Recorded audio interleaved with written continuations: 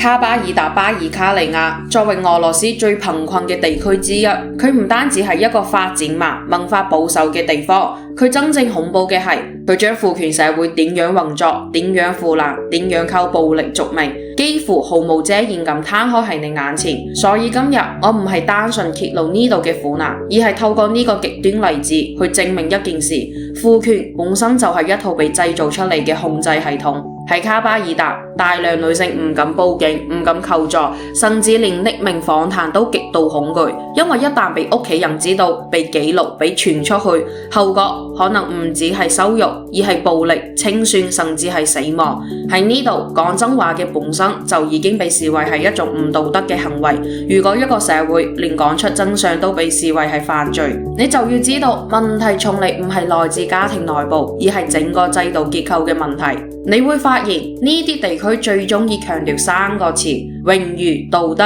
信仰。但你要清楚，呢啲並非天生就存在嘅，亦並非先有佢哋再有人類，而佢哋係人類進入階級社會之後，上層階級製造出嚟嘅統治工具，由思想規範到身體控制，再到榮譽殺害，呢種一步步嘅進化，其實正正講明父權制度唔係穩定嘅秩序，而係一套係社會失敗時必然走向暴力外溢，最終自我崩壞嘅控制系統。卡巴爾達今日嘅一切從來都唔係偶然，佢哋嘅土地改革失敗，絕大部分嘅土地被官僚同精英壟斷，導致農業崩潰，土地荒廢，食品仲要靠進口，失業、貧困、絕望，呢啲唔係個人唔努力，而係制度製造出嚟嘅貧窮。當制度已經冇能力再用公平、資源、機會去管理社會，佢剩低嘅就只係用道德去控制人，用羞恥去壓抑人，用信仰去操控人。